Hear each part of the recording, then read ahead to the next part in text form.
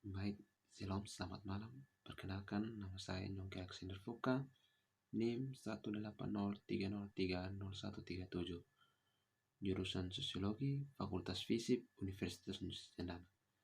Baik, pada kesempatan kali ini, saya akan menjelaskan review suatu buku yang berjudul Memerangi Penipuan dan Korupsi di Bank Dunia. Baiklah, tanpa berlama-lama, langsung saja kita menuju ke penjelasan dalam videonya. Korupsi dan penipuan, baik saya mulai. Korupsi dan penipuan publik adalah salah satu rintangan terpenting bagi perekonomian perkembangan. Korupsi juga secara fundamental merusak supremasi hukum, mencegah penyuapan, membutuhkan upaya bersama untuk menghukum baik mereka yang membayar suap maupun mereka yang menerimanya. Untuk mencapai tujuan ini, kita tidak bisa hanya mengandalkan penegak oleh bank negara bangsa.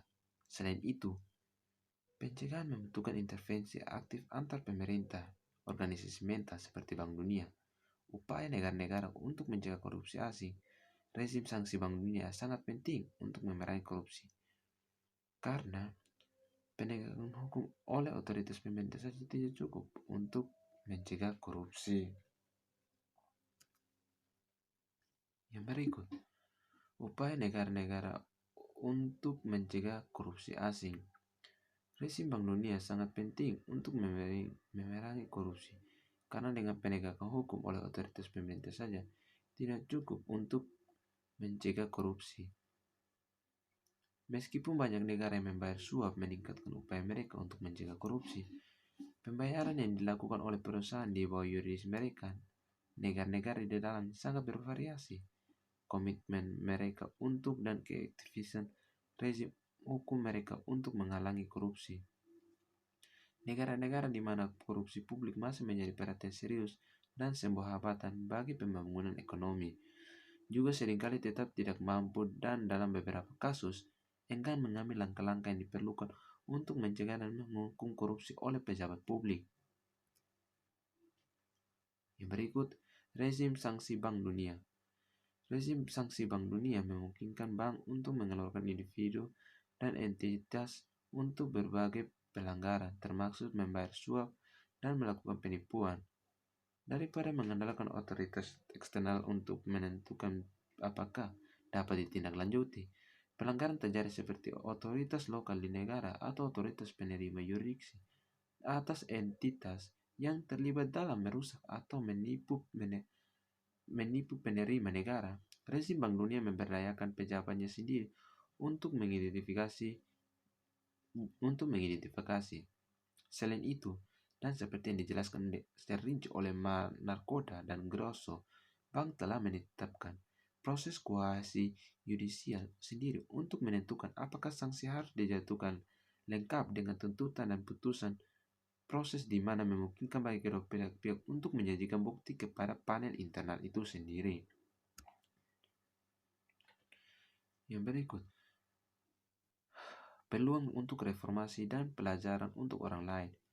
Analisis yang kaya dan terperinci dari sistem bank yang menawarkan wawasan tentang pendekatan yang dapat meningkatkan penegak hukum di banyak negara, serta meningkatkan pertanyaan tentang fitur sistem Bank Dunia yang dapat memperoleh manfaat pertimbangan kembali.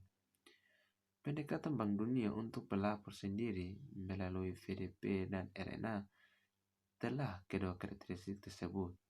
Pendekatan Bank Dunia terhadap pengungkapan sukarela lebih unggul dengan banyak negara lain termasuk Amerika Serikat dengan jelas menyatakan manfaat di muka yang dapat diperoleh perusahaan dari pelapor mandiri dari pernyataan tetap yang ada.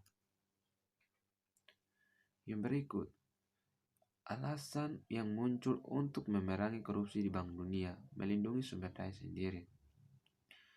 Penerapan proses sanksi Bank Dunia tampaknya didasarkan pada alasan yang berbeda. Yang pertama, tujuan spesifik bank untuk melindungi miliknya sumber daya dari kemungkinan penyalahgunaan, dan kedua, sesuai dengan perang melawan korupsi dan penipuan sebagai bagian dari komitmen Bank Dunia untuk mengurangi kemiskinan dan ketidaksetaraan. Yang ketiga, faktor ketiga terkait kebijakan global melawan ekonomi kejahatan baru-baru muncul. di mana untuk memerangi korupsi ada mereka harus menggunakan sistem yang ada. Yang berikut, mengejar sasaran bisnis yang jelas. Penerapan proses sanksi Bank Dunia tampaknya juga terkait dengan alasan lain, yaitu kebutuhan mendesak untuk mengembangkan bisnis yang jelas, operasi di tingkat global. Dalam beberapa tahun terakhir, kesadaran yang semakin meningkat melawan kemiskinan adalah penting untuk mempromosikan pemerintahan yang baik telah melakukan perlawanan kejahatan ekonomi menjadi prioritas global utama. Selama 2 dekade terakhir, hubungan penting antara pemerintah baik keuangan dan penyatasan kemiskinan jelas muncul. Secara khusus, hubungan telah dipastikan antara kinerja besar dan elemen yang mungkin pengaruh pada efisiensi pemerintah, seperti efisiensitas peradilan, adanya korupsi, kualitas birokrasi, dan kepatuhan perpajakan dalam studi utama yang dilakukan oleh kelompok krisis pembangunan Bank Dunia. Dan berikut, pendekatan bertingkat dalam memerangi korupsi, mempromosikan tata kelola yang baik di tingkat domestik. Berkenaan dengan proses administrasi yang akuntabel dan transparan dan institusi, Bank telah membuat komitmen kuat untuk membantu pemerintah dalam hal mereka upaya untuk meningkatkan perilaku etis dan pemberian layanan secara efektif. Secara khusus, file lembaga keuangan berfokus pada 2 bidang, yaitu di satu sisi tujuan kegiatannya dalam memperkuat sektor publik dalam cabang termaksud dalam keuangan publik. Di sisi lain, mereka memiliki tujuan untuk meningkatkan lingkungan tata kelola yang lebih luas di dalamnya, kantor ombudsman untuk akuntansi publik itu sendiri.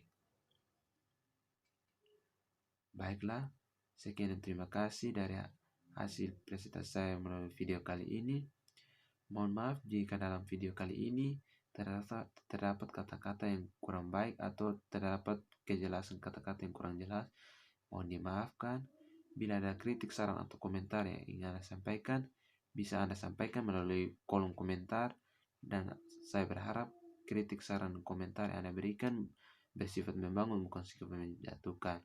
Baiklah, sekian dari video saya kali ini. Semoga bermanfaat.